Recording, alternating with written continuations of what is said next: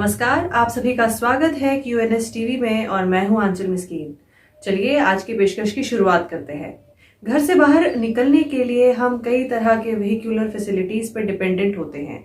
जैसे कई लोग अपनी गाड़ियों में, स्कूटीज पे, बाइक्स के थ्रू कम्यूट करते हैं और एक बहुत बड़ा वर्ग ऐसा भी है जो पब्लिक ट्रांसपोर्टेशन पर डिपेंडेंट है।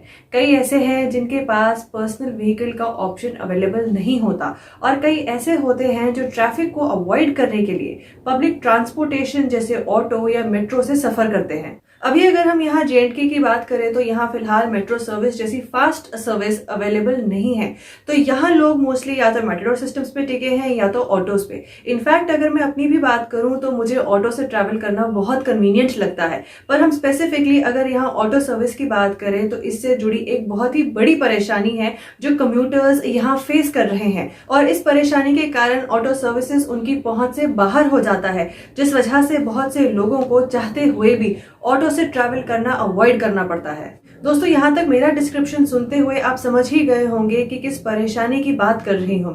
मैं ऑटोज के आसमान छू रहे फेयर्स यानी किराए की बात कर रही हूँ। ऑटो से ट्रैवल करने के नाम पे पहली चीज यही दिमाग में आती है कि बहुत बड़ा खर्चा होने वाला है। अगर हम बाकी स्टेट्स में देखें तो सिचुएशन ऐसी नहीं है, वहाँ किलोमीटर वाइज बहुत ही रीजनेबल चार्जेस लिए जाते हैं। तो यहाँ क्या ऐसा मसला है जिस वजह से कई 100 रुपए का फटका लग जाता है? दोस्तों, इसके पीछे का कारण अगर हम डिस्क्राइब करें तो वो फेयर मीटर्स का ना होना है। अक्रॉस जेएंडके अगर आप देखेंगे तो यही मिलेगा कि किसी भी ऑटो में मीटर काम नहीं कर रहा या तो मीटर लगा ही नहीं होगा और मीटर्स का ना लगा होना ही वजह बन जाता है इतने बड़े हुए चार्जेस का। और अगर आप ऑटो रिक्शा ड्राइवर्स से पूछेंगे कि भाई इतना क्यों चार्ज कर रहे हो, तो वो यही बोलेंगे कि तेल की कीमतें जो बढ़ रही हैं। आपको जैसे मैंने शुरू में ही बताया कि मैं खुद कई बार ऑटो से कम्यूट करती हूँ, तो आपसे यहाँ अपना ही एक एग्जांपल शेयर करती हूँ। मुझे एक बार मेरे घर से यहाँ कच्ची छावनी तक जाना था, जो कि कुछ 5 किलोमीटर की डिस्टेंस होगी और जो ट्रैवल रूट ऑटो ड्राइवर्स लेते हैं उससे ये डिस्टेंस भी कम हो जाती है, क्योंकि वो कहीं ना कहीं कुछ शॉर्टकट्स जानते हैं, जिससे जो ट्रैवल टाइम है वो कुल 15 मिनट तक का रह जाता है। और इतनी सी डिस्टेंस के लिए मुझसे उस समय हाल ही में 300 रुपए चार्ज किए गए। दोस्तों, 300 रुपए कोई छोटी अमाउंट नहीं है इतने कम डिस्टेंस के लिए।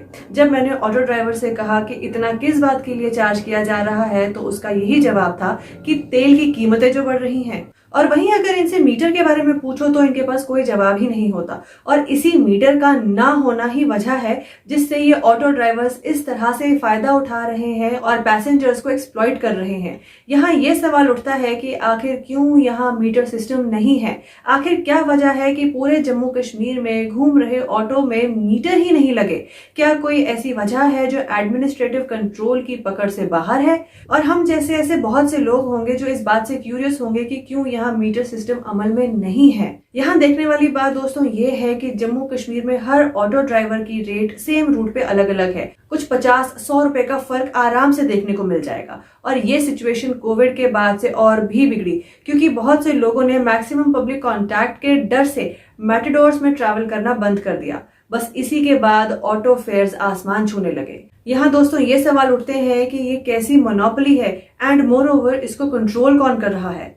यहाँ इस सिचुएशन को नजर में रखते हुए हम जम्मू कश्मीर के सिटीजन्स के बिहाफ पे यूटी एडमिनिस्ट्रेशन और आरटीओ डिपार्टमेंट से यही रिक्वेस्ट करते हैं कि प्लीज इस मसले की तह तक जाएं और फेयर मीटर के ना होने का क्या कारण है उसे इन्वेस्टिगेट करके इस मसले को ऑटोज में फेयर मीटर इंस्टॉल करके हल करें। इस मसले की धुंध को हटाकर लोगों के सामने इस इशू पे क्लैरिटी लाई जाए और इस तरह के एक्सप्लॉयटेशन जिसमें थोड़ी सी डिस्टेंस के लिए कम्यूटर्स को ढेरों पैसे किराए के रूप में देने पड़ रहे हैं, इससे छुटकारा दिलाया जाए। क्योंकि नाइंसाफी फिर वो किसी भी फॉर्म में क्यों ना हो, वो कभी एक्सेप्टेबल नहीं हो सकता। तो इसी बात के साथ दोस्तों हमारी आज की इस पेशकश में सिर्फ इतना ही। हम फिर हाजिर होंगे आप सभी के सामने किसी और मुद्दे के साथ।